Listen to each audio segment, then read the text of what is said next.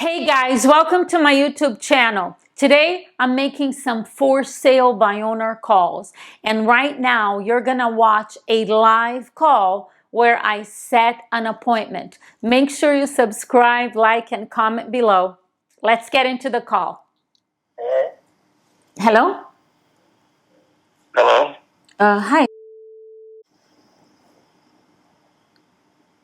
Hello? Yes?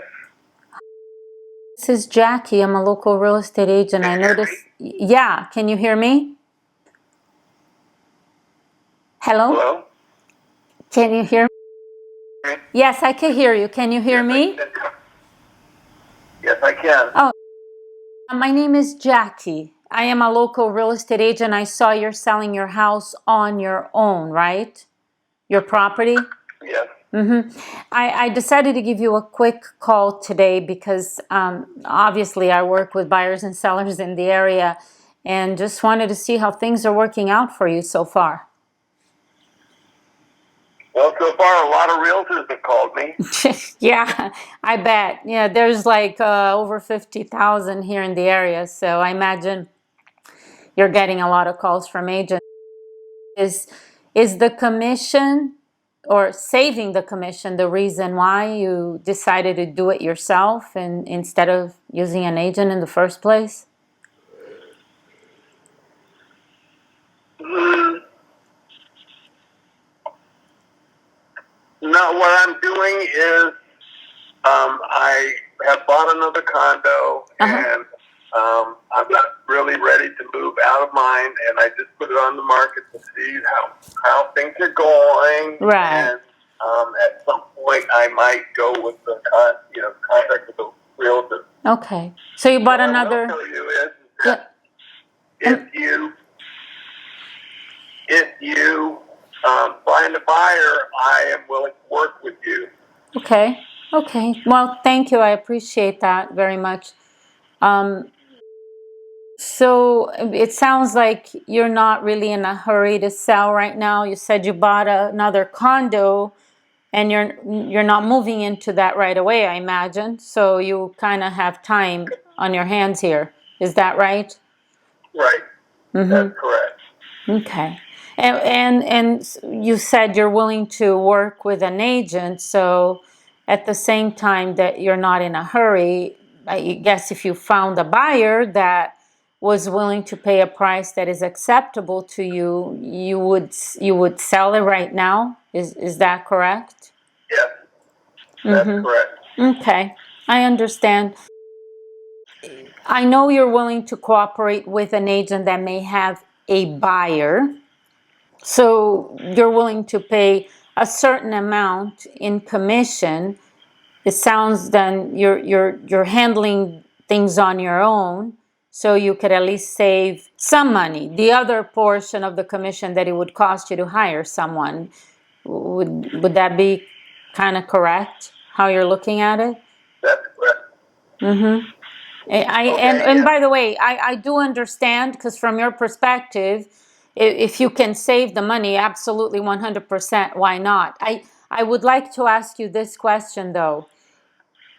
If I am able to work with you and more than make up for the commission you're looking to save, represent you, do all of the work, sell your property, and allow you to net the most money and more than make up for my commission, is that something that you might be interested in just looking at?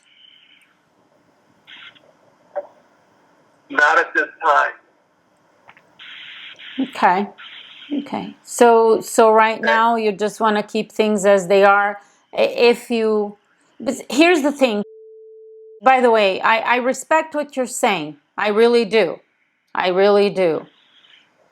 Whether we were to meet now, 2 weeks from now, 2 months from now, it's irrelevant. I mean, I could definitely follow up with you.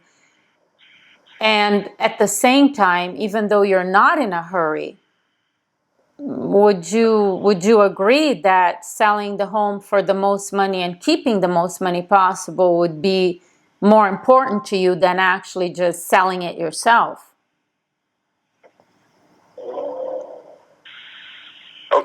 Well, here's what I'm thinking. I know you're not looking to use an agent. I get it and I respect that because from your perspective, you have no reason to use an agent. And quite honestly, the way most agents work, you don't need an agent to do things that you can do. What here, it's just a proposal, okay? You're under no obligation. I'd like to just meet with you for 20 minutes. We could even do it on a video conference. So I can share with you exactly why I am confident that hiring me would be the best financial decision you can make. Would you be open for a 20-minute meeting just so you could look at that option and keep it in your back pocket should you decide to go ahead and use an agent?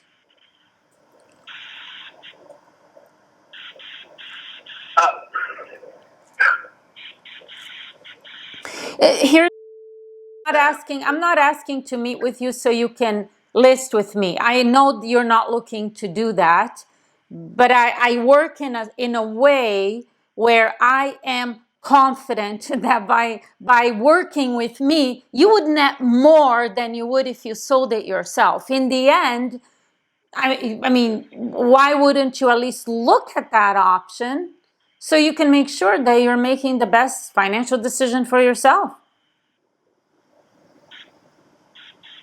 Would you be open for a 20-minute meeting? We could schedule something on Zoom later today, maybe 4 or 5 o'clock, whatever time is best for you.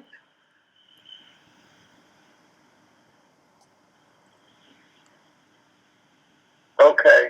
Yeah? Okay, great. I appreciate the opportunity. What works best for you, 4 or 5 o'clock today?